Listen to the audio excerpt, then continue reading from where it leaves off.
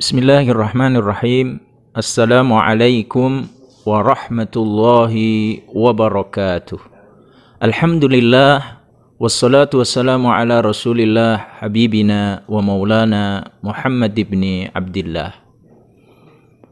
Pemirsa Kopi Pahit TV yang berbahagia, alhamdulillah kembali kita bersua dalam Kultum Ramadan. Insyaallah pada Kultum Ramadan hari yang ke-22 ini kita akan mengambil inspirasi dari tokoh tabi'in yang sangat terkenal, yaitu Sa'id bin Al-Musayyib. Sa'id bin Al-Musayyib bin Hazn bin Abu Wahab Al-Mahzumi Al-Qurashi. Beliau adalah dari suku Quraisy. Lahir di Madinah tahun 15 Hijriah, yaitu pada era Khalifah Umar bin Al-Khattab radhiyallahu an. Sa'id bin Al-Musayyib tentu belajar dari tiga Khulafaur Rasyidin, Umar, Utsman, Ali, dan juga belajar kepada para sahabat yang mulia, Ibnu Umar, dan lain-lain. Sa'id bin Al-Musayyib terkenal dengan keilmuannya, ahli ilmu, ahli fikih, ahli hadis, di mana beliau adalah salah satu dari 7 ulama Madinah yang terkemuka saat itu. Ilmu dari Rasulullah kepada para sahabat, dan dari para sahabat inilah diserap oleh para tabi'in. Dari para tabi'in kemudian diajarkan kepada murid-muridnya, tabi'ut tabi'in. Lahirlah imam-imam mazhab. Sa'id bin Al-Musayyib inilah salah satu dari palang pintu ilmu, baik fikih maupun hadis, setelah para sahabat. Jadi beliau adalah termasuk 7 ulama besar di zaman tabi'in di Madinah Al-Munawwarah yang menjadi rujukan umat Islam dalam hukum, dalam fatwa, dalam ilmu hadis dan fikih. Pemirsa yang dirahmati Allah Subhanahu wa taala, Sa'id bin Al-Musayyib juga sangat terkenal dengan hafalannya.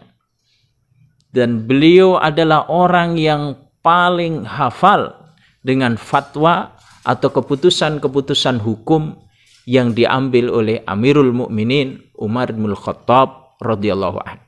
Dan ini diakui oleh putra dari Umar bin Al-Khattab, yaitu Abdullah bin Umar, bahwa Sa'id bin Al-Musayyib ini adalah orang yang mampu menghafal, menyimpan fatwa-fatwa dan keputusan Umar bin Al-Khattab dalam memori hati dan pikirannya, sehingga kemudian ditransfer kepada para sahabat yang lain, kepada para tabi'in, dan kepada murid-muridnya.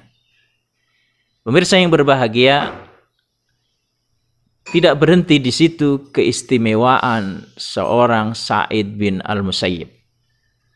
Di samping ahli ilmu, tokoh terkemuka para tabi'in, beliau juga ahli ibadah. Jadi ahli ilmu itu adalah orang yang memiliki ilmu dan kemudian mengamalkannya. Dan ini benar-benar dilakukan oleh seorang Sa'id bin Al-Musayyib. Terbukti dalam catatan sejarah bahwa Sa'id bin Al-Musayyib lebih dari 30 kali melakukan ibadah haji. Dan yang lebih fenomenal lagi, beliau adalah selama 40 tahun tidak pernah ketinggalan sholat berjamaah di masjid. Bahkan tidak pernah ketinggalan takbiratul ihram dari imam sholat berjamaah. Dan beliau selama sholat berjamaah tidak pernah melihat tengkuk atau punggung jamaah yang lain. Ini menunjukkan bahwa selama beliau berjamaah atau sholat berjamaah selalu di shaf terdepan. Tentu ini inspirasi teladan yang luar biasa dari seorang Sa'id bin Al-Musayyib bagi kita semua. Tidak hanya memiliki ilmu yang mumpuni, tetapi pengamalannya juga sebanding. Pemirsa yang dirahmati Allah Subhanahu wa Ta'ala, tidak hanya dari sisi ibadah, tetapi Sa'id bin Al-Musayyib terkenal dengan zuhud dan kesederhanaannya. Beliau bekerja sebagai penjual minyak. Dari hasil menjual minyak inilah beliau menghidupi diri dan keluarganya. Pemirsa yang dirahmati Allah Subhanahu wa Ta'ala, peristiwa dan cerita yang lebih menginspirasi lagi adalah keteguhan prinsipnya, kesederhanaannya. Suatu hari Pangeran Al-Walid, putra dari Raja Abdul Malik bin Marwan, melamar putrinya yang bernama Ribab. Akan tetapi dengan halus lamaran seorang pangeran ini ditolak oleh Sa'id bin Al-Musayyib. Suatu hari ditanyakan, kenapa Anda menolak lamaran seorang pangeran, calon raja besar? Beliau hanya menjawab bahwa saya tidak tega melihat anak saya yang ahli ilmu, ahli Al-Quran, yang sederhana itu kemudian harus pindah ke istana menjadi istri raja dan kehidupan yang baru, yang serba mewah. Tentu ini sangat mengkhawatirkan beliau. Akan merubah segala-galanya. Dan bisa jadi akan menjadi tekanan psikologis dari putrinya. Sehingga beliau memilih menantu seorang muridnya yang rajin menghadiri pengajiannya, yang sudah duda dan tidak memiliki harta yang banyak, orang yang sangat biasa tetapi ahli ilmu.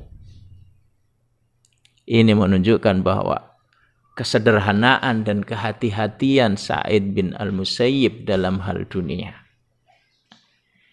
Pemirsa yang dirahmati Allah Subhanahu wa Ta'ala, suatu saat Khalifah Abdul Malik bin Marwan melaksanakan ibadah haji, dan ketika mampir di kota Madinah, beliau mengutus salah seorang pengawalnya, ajudannya, untuk memanggil salah satu ulama yang mengajar di Masjid Nabawi untuk memberikan pengajian, ceramah di hadapan keluarga raja di penginapannya. Berangkatlah utusan ini ke Masjidin Nabawi, dan dia melihat seorang yang sudah tua sekitar umur 60 tahun dihampiri, dan dia menyampaikan keinginan raja. Wahai Syekh, Khalifah Abdul Malik bin Marwan menghendaki Anda untuk datang ke penginapannya untuk memberikan pencerahan, ceramah, kajian keluarga besarnya. Masya Allah. Apa reaksi jawaban seorang Sa'id bin Al-Musayyib? Wahai Tuan, mungkin Anda salah, yang diinginkan raja bukan saya. Kemudian dijawab, iya, tapi saya diutus oleh raja untuk memanggil salah satu dari pengajar di sini, wahai Syekh. Kemudian Sa'id bin Al-Musayyib menyampaikan lagi, sampaikan kepada raja bahwa Masjid Nabawi ini sangat luas. Dia bisa datang ke sini. Ilmu atau hadis itu mestinya didatangi, bukan mendatangi. Sungguh prinsip luar biasa seorang ulama, seorang kiai, seorang ustadz, ahli ilmu. Beliau tidak mau mendatangi penguasa.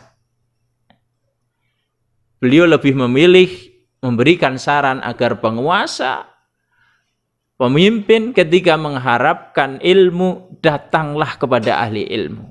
Tentu ini untuk menghindari hal-hal yang tidak baik, interest pribadi, ataupun penilaian-penilaian masyarakat yang tidak baik.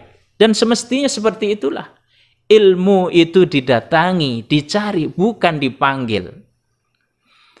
Inilah seorang Sa'id bin Musayyib yang menjaga izzahnya, kemuliaan ilmunya, kemuliaan agamanya, yang sungguh menginspirasi kita semua. Betapa mahalnya ilmu, betapa mahalnya kezuhudan, betapa mahalnya kemuliaan. Pemirsa yang dirahmati Allah Subhanahu wa taala, Sa'id bin Al-Musayyib yang juga merupakan menantu Abu Hurairah, perawi terbanyak dari sahabat Nabi, adalah tokoh yang sangat melegenda.